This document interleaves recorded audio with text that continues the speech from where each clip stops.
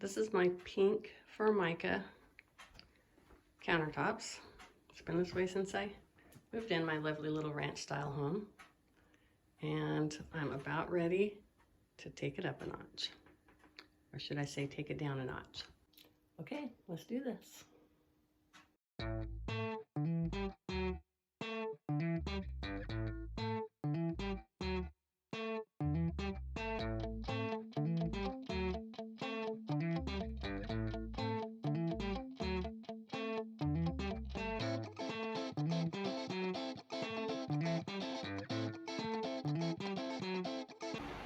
All right, got a layer of kills down, and there is a reason they call that stuff kills. Ooh, the fumes are so bad. I got every fan in the house going and every door open.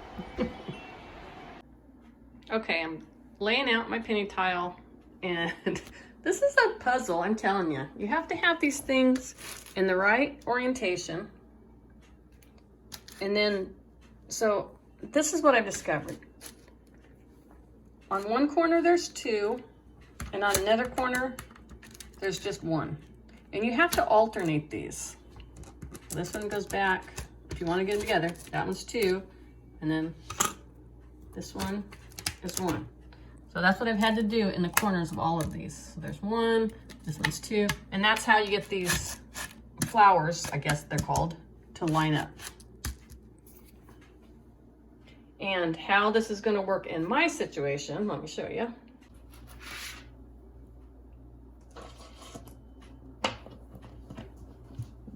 So that's my 16.5 inches. I don't know if I can show how I'm cutting my pieces, but once I had it measured up to where I want it, this is my way how my brain works. I'm visual, so I had to go in and up, down, up. So I didn't want that one, down, up, didn't want that one. I had to do it like this, because if I didn't cut out or mark the ones I didn't want, so then I go back with my X-Acto blade and just cut the glue that's holding the pieces, the ones that I marked that I don't want, to cut that off. Because I tried to go across the straight line, and I ended up like, I ended up way off, and I wasted a piece of tile. So that's how I've been cutting them. Finally cutting my tiles and get ready to adhere them to the wall.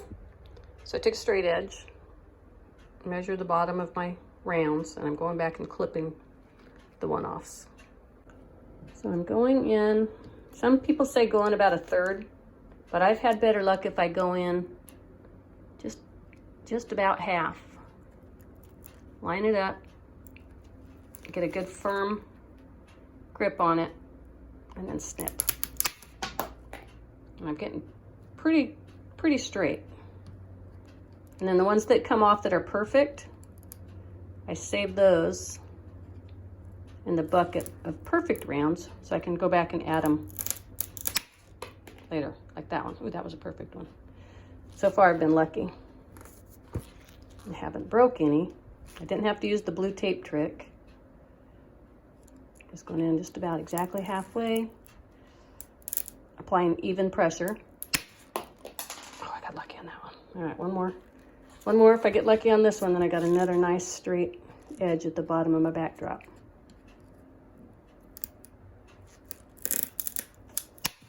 Oh, I got lucky. All right, I'm getting lucky. I take my cut edge, put it up against the counter. That looks like it's gonna work. I was gonna go back and put the little rounds back in, not cut them, just do them like this and then put them in, but my son said it would be a lot easier just to cut it now, have it ready, and then glue it. So I'll listen to him. Another thing I should mention for this task is I've seen other people take tape and number the pieces, which I thought was a great idea. And I'm gonna add to that by putting arrows, because if these aren't, when you're ready to glue, if these aren't aligned in the right direction, you're gonna have problems. So I just went through with a little Sharpie and marked which direction was going down. That way when I glue, everything's going according to plan. All right, I'm doing the grout. I mean, not the grout, the glue. Got it started in the corner. Working my way over. Gotta work fast.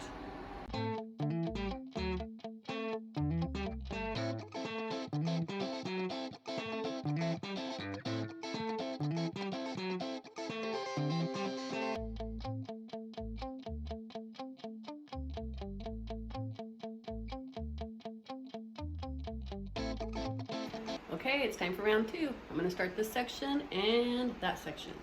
Wish me luck. Okay, that corner's done. And that section is done. I like it. All right, I'm on the last leg. I'm gonna try to push through and get this last section up. Be done. You always keep extra pennies on hand if you're doing penny tiles. I don't know how I got that one shorter. I don't know how I did it.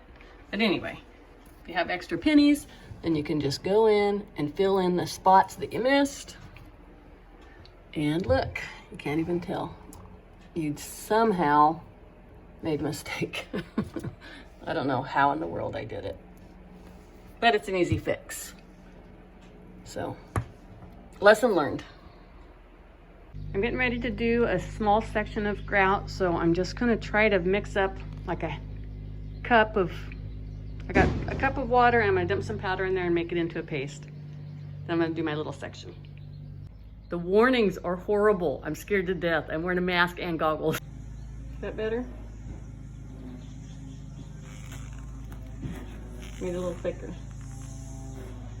Okay, there's my first attempt at grouting. I've got it all set in there. Now I'm waiting my 10 to 20 minutes before I can take that sponge and start sponging it off.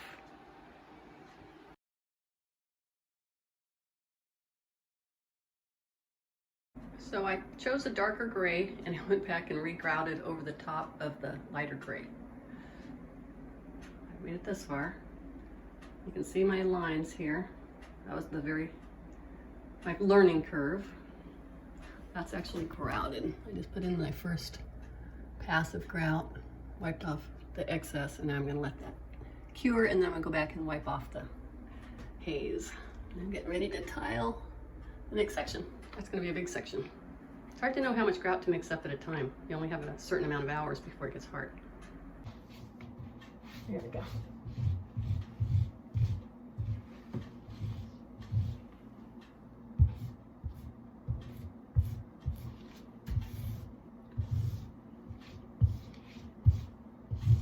I don't know if you can even see what I'm doing here.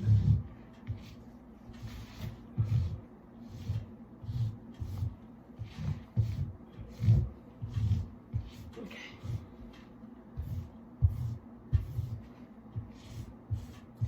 I tend to have a lot of air bubbles, and I don't know if it's my method or if it's just the way I've stirred my grout, but I get a lot of air bubbles in mine.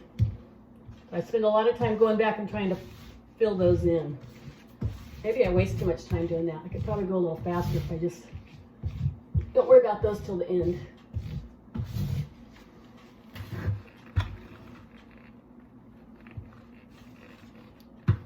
It's tough on your arms too. This is a lot of work. Oops. It gives you a workout for sure.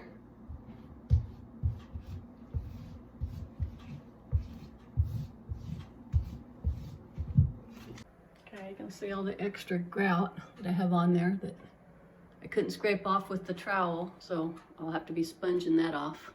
I ran out of grout here towards the end, but I didn't mix up any more because that would have taken time, and then this stuff would have got too hard, and then I wouldn't be able to sponge it off. So everything's on a timeline. Mix it, wait 3 minutes, stir it after 5 minutes, apply it, wait 20 minutes, sponge it off, and then wait 2 hours, and then paper towel it. There's a lot of steps. All right, I'm on the last section. I've got it grouted. I've waited my 20 minutes. I've got my bucket and my sponge, and I'm wiping off the excess grout. You can see why I started wiping here.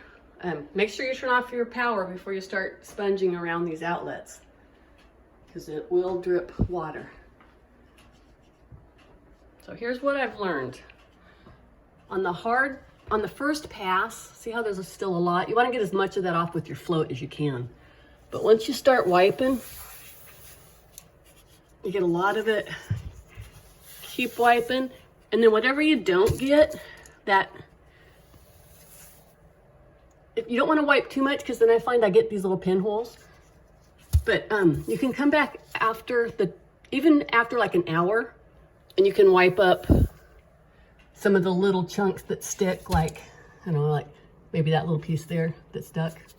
or that little piece there, if I don't get it all wiped off with the sponge, because if I dig too deep, then I end up having holes in my grout. So I've learned that I can wait a little while, come back with the sponge, and clean it up a little bit better. But boy, I'm gonna be so glad to get this project done.